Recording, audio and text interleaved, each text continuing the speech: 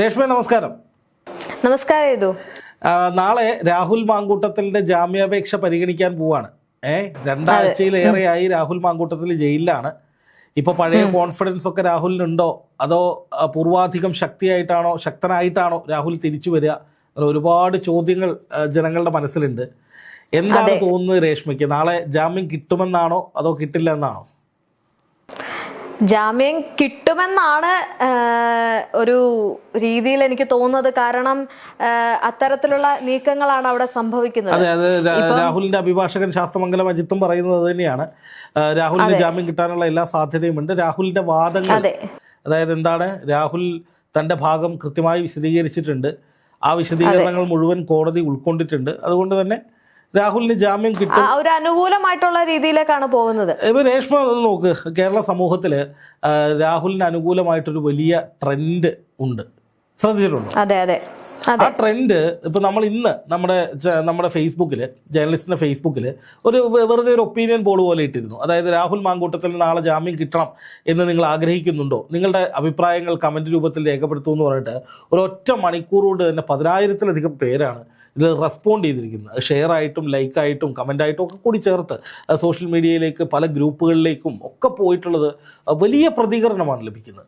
അതായത് രാഹുൽ മാങ്കൂട്ടത്തിനുള്ള പിന്തുണ, ജനങ്ങളുടെ പിന്തുണ ഇപ്പോഴും നിർബാധമുണ്ട് എന്നുള്ളതാണ് ഇത് നൽകുന്ന ഏറ്റവും വലിയ സൂചന. രാഹുൽ 2 ആഴ്ചയായിട്ട് റിമാൻഡിൽ തുടരുന്ന ഒരു സാഹചര്യമാണ്. പക്ഷേ രാഹുലിന്റെ പിന്തുണ എന്ന് പറയുന്നത് അത്ര ചെറുതല്ല. ഇത് നേരത്തെ പറഞ്ഞതുപോലെ തന്നെ വലിയ രീതിയിലുള്ള ഒരു പിന്തുണ ഉണ്ട്. അപ്പൊ ഒരുപക്ഷെ രാഹുൽ തിരിച്ചു വരാൻ സാധ്യതയുണ്ടോ? എന്തുകൊണ്ടാണ് ഇത്രയൊരു പിന്തുണ ജനങ്ങൾ രാഹുലിന് നൽകുന്നത്? രേഷ്മ, അതെന്താണെന്നറിയോ, ഇതിലൊരു പ്രധാനപ്പെട്ട കാര്യം, രാഹുൽ മാങ്കൂട്ടത്തിനെതിരായിട്ടുള്ള ഈ പരാതികൾ, ആ പരാതികളുടെ ജെനുവിനിറ്റി സംബന്ധിച്ച് ജനങ്ങൾക്ക് വലിയ സംശയങ്ങളുണ്ട്. അതായത് ഇപ്പോൾ റിനി ആൻഡ് ജോർജ് എന്ന് പറയുന്ന ഒരു ജൂനിയർ ആർട്ടിസ്റ്റ് രാഹുൽ മാങ്കൂട്ടത്തിൻ്റെ പേര് പറയാതെ എന്നാൽ രാഹുലിനെ ലക്ഷ്യം വെക്കുന്ന വിധത്തിൽ അവർ ഒരുപാട് പരാമർശങ്ങൾ നടത്തി. രാഹുൽ മാങ്കൂട്ടത്തിന് ഓരോ തവണ കേസ് വരുമ്പോഴും പരാതി വരുമ്പോഴും ചാനലുകാർ റിനി ആൻഡ് ജോർജ് എന്ന ജൂനിയർ ആർട്ടിസ്റ്റിനെ കൊണ്ടുവന്ന് പിച്ചും പെയ്യും പറയിക്കുകയായിരുന്നു, അല്ലെങ്കിൽ അത്തുമ്പത്തും പറയിക്കുകയായിരുന്നു. പക്ഷേ അപ്പോഴൊക്കെ ഒരു വശത്ത് ഈ രാഹുൽ മാങ്കൂട്ടത്തിന് അനുകൂലമായിട്ട് ഒരു വലിയ ട്രെൻഡ് ഉണ്ടായിരുന്നു. കാരണം എന്താണെന്ന് വെച്ച് കഴിഞ്ഞാൽ ഈ ജൂനിയർ ആർട്ടിസ്റ്റ് ആയിട്ടുള്ള റിനി പോലും രാഹുൽ മാങ്കൂട്ടത്തിൻ്റെ പേര് പറയുന്നില്ല. എന്തുകൊണ്ടാണ് അങ്ങനെ? അതായത് ഇപ്പോൾ രാഹുൽ മാങ്കൂട്ടത്തിൽ ആണ് ഒരു അബ്യൂസറാണ് എന്ന് റിനിക്ക് ഉറപ്പുണ്ടെങ്കിൽ രാഹുൽ മാങ്കൂട്ടത്തിൽ എന്ന പേര് റിനിക്ക് എന്തുകൊണ്ട് പറഞ്ഞുകൂടാ?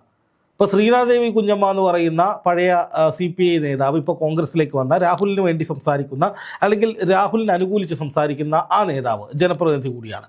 അവർ ഈ കഴിഞ്ഞ ദിവസം കേരള ടുഡേ എന്ന് പറയുന്ന കേരള സ്പീക്സ് പൊളിറ്റിക്സ് എന്ന് പറയുന്ന ഒരു ചാനലിൽ അതിൻ്റെ ചീഫ് എഡിറ്റർ തോമസ് ജോസുമായിട്ടൊരു അഭിമുഖം നടത്തിയിരുന്നു.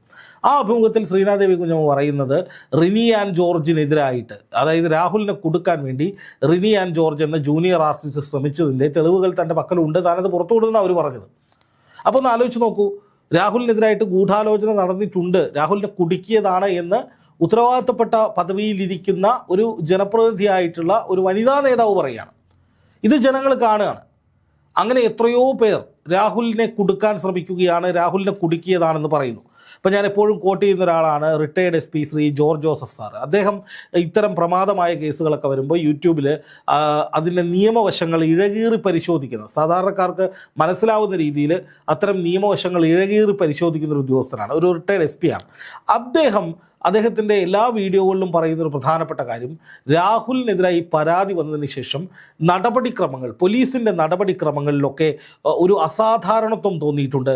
ആ നടപടികളിലൊക്കെ ഒരു കൃത്രിമത്വം തോന്നിയിട്ടുണ്ട്. അല്ലെങ്കിൽ അത് നിയമപരമായിട്ടല്ല, നടപടിക്രമങ്ങൾ പാലിച്ചുകൊണ്ടല്ല രാഹുൽ മാങ്കൂട്ടത്തിനെ അറസ്റ്റ് ചെയ്തത് എന്ന് നിയമപരിജ്ഞാനം അത്രയുമുള്ള അദ്ദേഹത്തെ പോലുള്ള ആളുകൾ പറയുന്നുണ്ട്. അപ്പോൾ സ്വാഭാവികമായിട്ട് നമ്മൾ എന്താണ് മനസ്സിലാക്കേണ്ടത്? പോലീസ് രാഹുലിനെ അകത്തിടണമെന്ന ഉദ്ദേശത്തോടു കൂടി അകത്തിടുന്നു. പക്ഷേ നിയമപരമായിട്ട് രാഹുലിന് തൻ്റെ ഭാഗം പറയാൻ, അല്ലെങ്കിൽ രാഹുലിന് തിരിച്ചു വരാനുള്ള പഴുതുകൾ ഈ നടപടിക്കിടയിൽ ഉണ്ട് എന്നാണ് രേഷ്മ എനിക്ക് തോന്നുന്നത്. ഒരുപക്ഷെ രാഹുലിന് ജാമ്യം കിട്ടി തിരിച്ചു വരികയാണെങ്കിൽ എന്തായിരിക്കും സംഭവിക്കുന്നത്, അല്ലെങ്കിൽ രാഹുലിന്റെ കാര്യങ്ങൾ എങ്ങനെയൊക്കെ ആയിരിക്കും?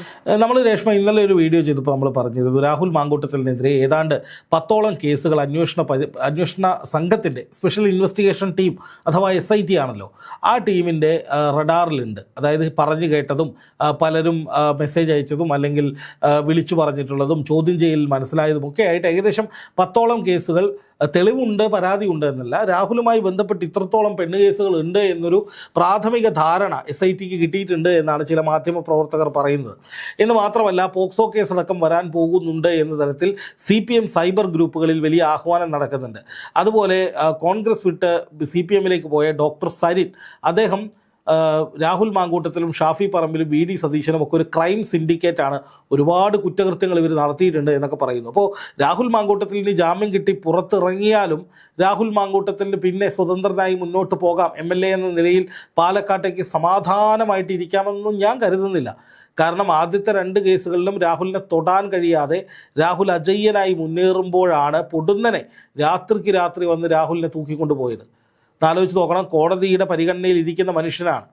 കോടതിയിൽ മുൻകൂർ ജാമ്യാപേക്ഷ പരിഗണിക്കുന്നു, ഒരു കേസിൽ മുൻകൂർ ജാമ്യം ലഭിക്കുന്നു, നോട്ട് അറസ്റ്റിൽ നിൽക്കുന്ന ഒരു മനുഷ്യനാണ്. എന്ന് മാത്രമല്ല, ഏത് സാഹചര്യത്തിലും അന്വേഷണ സംഘത്തോട് സഹകരിക്കാമെന്ന് എഴുതി കൊടുത്തിട്ടുള്ള ഒരാളാണ് രാഹുൽ മാങ്കൂട്ടത്തിൽ, ഒരു ജനപ്രതിനിധിയാണ്. അങ്ങനെ ഒരാളെയാണ് രാത്രിക്ക് രാത്രി വന്ന് തൂക്കിയെടുത്ത് കൊണ്ടുപോയി നേരെ ജയിലിലടച്ചത്. അപ്പോൾ അതിനെതിരെ വലിയ ജനരോഷമുണ്ട്. കാരണം ഇത് നടപടിക്രമങ്ങൾ പാലിക്കാതെയാണ് ഒന്ന്. രണ്ടാമത്തേത്, ഇങ്ങനെയാണെങ്കിൽ CPMൻ്റെ കുറേ MLAമാരും കുറേ നേതാക്കളും പീഡന കേസുകളിൽ ലൈംഗിക ആരോപണങ്ങളിൽ കുടുങ്ങിയിട്ടുണ്ടായിരുന്നു, അവരെയൊക്കെ എന്തുകൊണ്ട് ഇങ്ങനെ കൈകാര്യം ചെയ്തില്ല? എല്ലാവർക്കും തുല്യ നീതി വേണമല്ലോ. എന്ന് മാത്രമല്ല, രാഹുൽ മാങ്കൂട്ടത്തിനെതിരെ വരുന്ന പരാതികൾക്ക് ഒരു സീരീസിൻ്റെ സ്വഭാവം, ഒന്ന് വരുന്നു അടുത്ത് വരുന്നു അടുത്ത്, അങ്ങനെ ഒരു സ്വഭാവമുണ്ട്. അപ്പോൾ രാഹുലിനെ സംബന്ധിച്ച് ഇനിയും അങ്ങനെ വരാനുള്ള സാധ്യതകളുണ്ട്.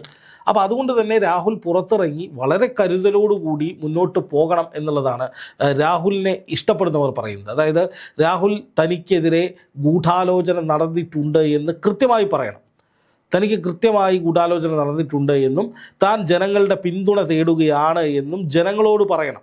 രാഷ്ട്രീയപരമായി തന്നെ വേട്ടയാടിയതാണ് എന്ന നിലയിൽ രാഹുൽ നിലപാടെടുക്കുകയും ജനങ്ങളെ ബോധവൽക്കരിക്കുന്ന വിധത്തിൽ ഒരു വലിയ സമ്മേളനം വിളിച്ചു ചേർക്കുകയും അല്ലെങ്കിൽ ഒരു ക്യാമ്പയിൻ നടത്തുകയും ചെയ്യണമെങ്കിൽ മാത്രമേ രാഹുലിന് തിരിച്ചു വരാൻ കഴിയൂ എന്നാണ് രാഹുലിനോട് അടുത്ത ബന്ധമുള്ളവർ പറയുന്നത്. പക്ഷെ അതേസമയം മറ്റൊരു വാദം ഉയരുന്നത്, രാഹുൽ നിയമപരമായി തന്നെ കുടുക്കിയവർക്കെതിരെ പ്രതികാരം ചെയ്യാനുള്ള തയ്യാറെടുപ്പിലാണ്.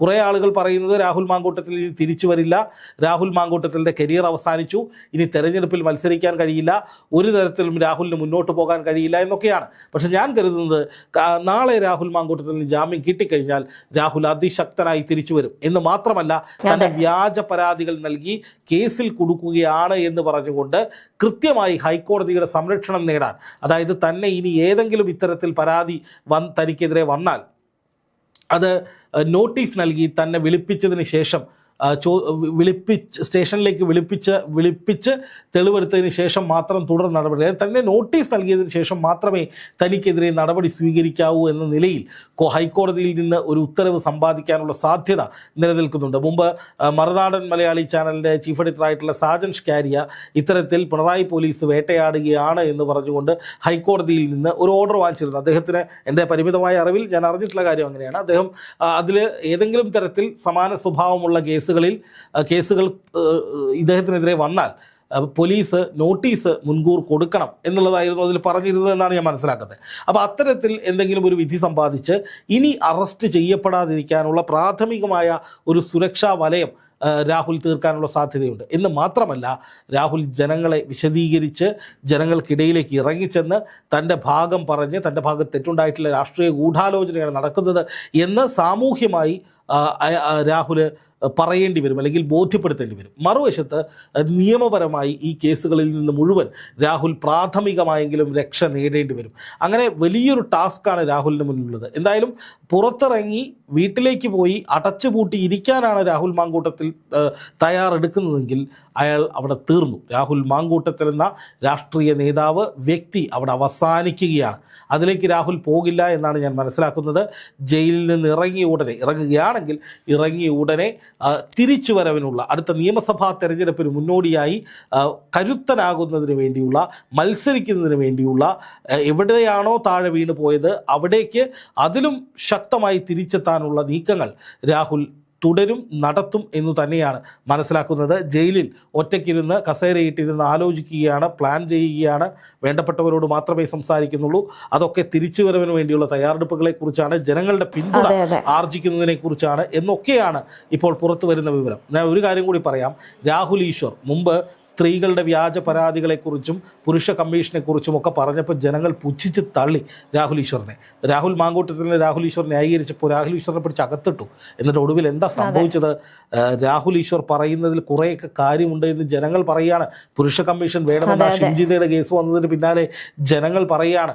അപ്പോൾ പല കാര്യങ്ങളും അത്രയേറെ മനസ്സിലായി തുടങ്ങി. അതെ, അപ്പോൾ പല കാര്യങ്ങളും ആദ്യം പറയുന്നത് ആർക്കും ഇഷ്ടപ്പെട്ടില്ല എങ്കിലും പിന്നീട് അതൊക്കെ തെളിയാനുള്ള സാധ്യതകൾ ഉണ്ട്. അതിൻ്റെ അർത്ഥം രാഹുൽ തെറ്റ് ചെയ്തിട്ടില്ല, അല്ലെങ്കിൽ കോടതിയിൽ രാഹുലിനെ വെറുതെ വിടുമെന്നൊന്നുമല്ല. അതൊക്കെ ബഹുമാനപ്പെട്ട കോടതി തീരുമാനിക്കട്ടെ. പക്ഷേ രാഹുലിനെ സംബന്ധിച്ച് പുറത്തിറങ്ങിക്കഴിഞ്ഞാൽ ഗംഭീരമായൊരു തിരിച്ചുവരവിന് ചെയ്യാൻ പറ്റുന്നതിൻ്റെ പരമാവധി ആ ചെറുപ്പക്കാരൻ ചെയ്യുമെന്നാണ് ഞാൻ മനസ്സിലാക്കുന്നത്. കാരണം ഇത് അയാളുടെ ജീവൻ മരണ പോരാട്ടമാണ്. തല ഉയർത്തി തല താഴ്ത്തി വീട്ടിലേക്ക് മടങ്ങാനാണെങ്കിൽ അവിടെ കഴിഞ്ഞു. അല്ല, തിരിച്ചു വരാൻ പരമാവധി പോരാടാൻ ഇനി രാഹുലിന് നഷ്ടപ്പെടാനൊന്നുമില്ല, ഇനി നാറാനൊന്നുമില്ല. രണ്ടും കൽപ്പിച്ച് മുന്നോട്ട് പോവുക എന്ന നിലയിലേക്ക് രാഹുൽ ഇറങ്ങി തിരിച്ചാൽ അയാൾക്ക് എന്തെങ്കിലുമൊക്കെ നേടാനാകും. അല്ലെങ്കിൽ ഈ ചെറിയ പ്രായം കൊണ്ട്, ഇത്രയും കാലം കൊണ്ട് രാഷ്ട്രീയത്തിൽ നേടിയതൊക്കെ നഷ്ടപ്പെടും എന്നുള്ളതാണ് മനസ്സിലാക്കേണ്ട കാര്യം.